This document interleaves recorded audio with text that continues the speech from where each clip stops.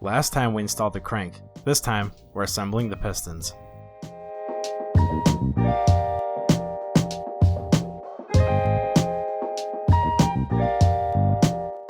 Each piston is going to have 5 rings, 2 compression rings, 2 oil rings, and an oil spacer ring.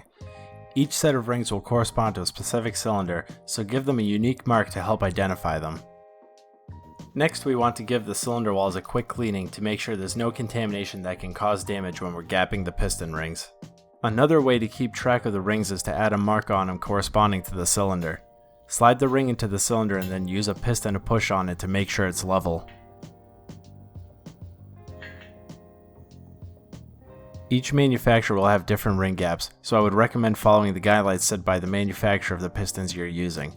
In this case, we converted the 87.5mm bore to inches to get 3.44 inches, then multiplied that by a factor of 0.0045 to get a gap of 0.015 inches, or 15 thousandths. So now we grab our 15 thousandths feeler gauge and see if it'll fit into the gap. We can see the gap needs to be increased, so we take our ring to the ring filing tool and begin to remove material. When using this, make sure not to use too much force. The rings are strong, but they're brittle, so they'll snap if you use too much force. Make sure to turn the filing wheel such that the burrs will face the inside of the cylinder as shown. You also want to take your time and do a couple turns at a time. You can always remove material, but not add it. When you finish filing, make sure to deburr and clean the edges so that it doesn't score your cylinder wall when installing.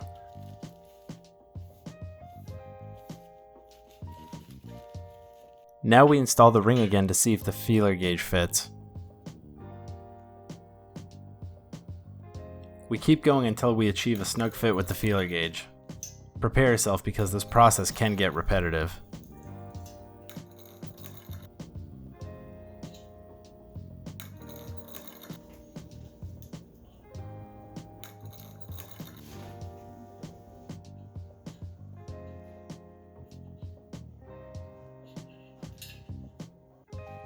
Now we do the same for the second compression ring.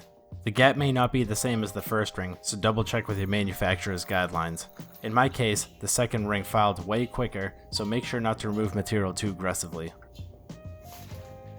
For this set of pistons, the oil rings had a minimum gap, so I just had to take the feeler gauge and make sure they could pass through each oil ring.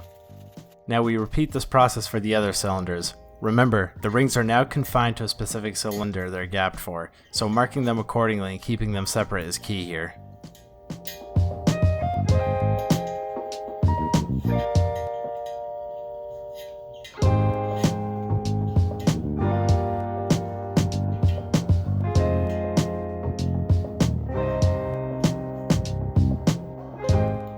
After gapping the rings, I had access to a calibrated scale, so I went and numbered the wrist pin clips, wrist pins, connecting rods, pistons, and bearings 1 through 4. I then took these weights and tried to get the assemblies to all weigh the same. After playing with the numbers, I ended up with 2 assemblies at 1000.9 grams and 2 with 1001.5 grams. Since removing material is easier than adding it, I used a Dremel to chamfer the inner diameter of the wrist pin of my heavier 2 assemblies in order to get all the weights equal. This rotating assembly still won't be perfectly balanced, but it's the best I can do with the equipment available to me. Next, we're going to install the rings on the pistons. Despite them being brand new, it's a good idea to go through and clean the piston ring grooves. When installing piston rings, make sure the factory markings are always facing the top of the piston. The oil spacer ring goes on the third and largest groove with the oil passages. This is the easiest ring to install, so just open it up and slide it down and guide it into the groove. Now we take our oil rings and install them on each side of the oil spacer. Start by opening the gap and sliding it onto the piston, then carefully work your way around the ring and guide it into the groove until it's seated below the oil spacer.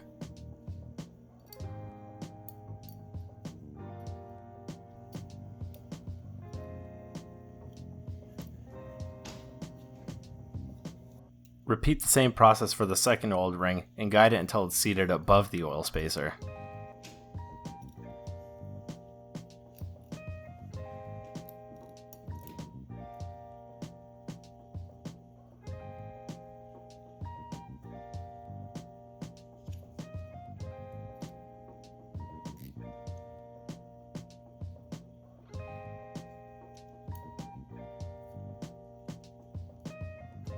Now we do the second compression ring. Be careful because these rings are brittle, so they'll snap under too much stress. Carefully open the gap and work your way down to the second groove in small increments.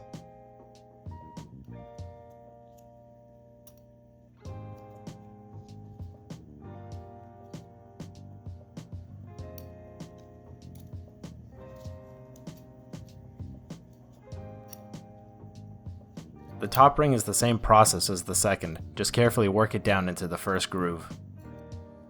With the piston rings installed, now we want to install one of the retaining rings.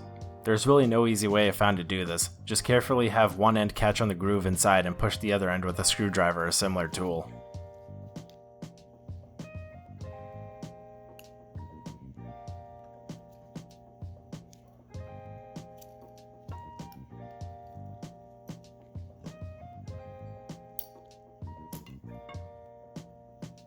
Grab assembly lube and apply some to the wrist pin bore along with the wrist pin itself. In this case, the wrist pin is a slip fit and shouldn't require too much force to press in.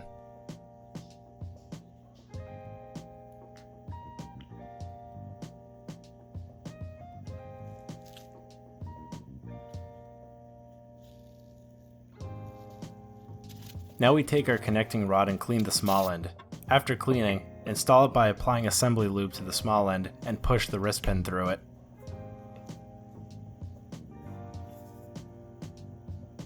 Install the second retaining ring to lock the connecting rod and wrist pin in place.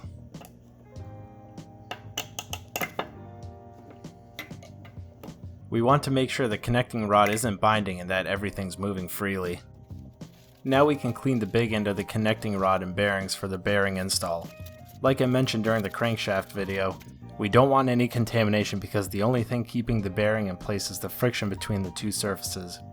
Align the groove on the connecting rod with the tang on the bearing and press in the bearing. Repeat this for both sides.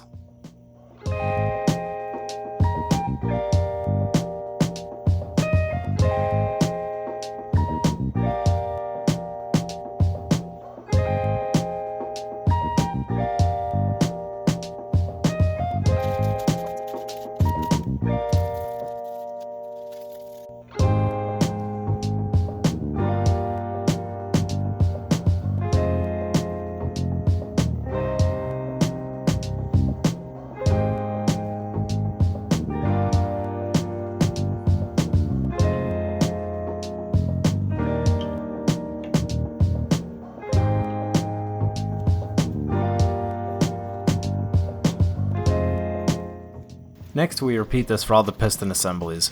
Remember to pay attention to your markings and stay organized so that all the correct components are grouped together to have a matching weight and matching piston rings with cylinders.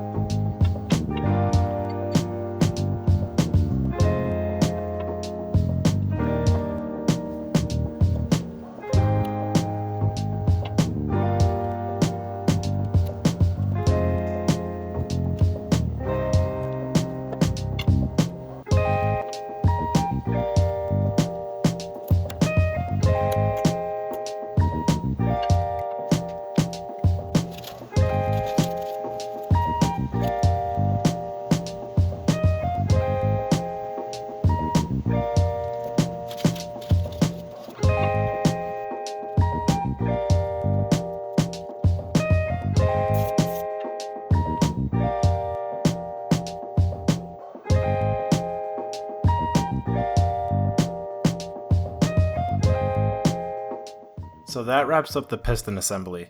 Next time we'll be installing the pistons into the motor, but until then, thanks for watching and take care.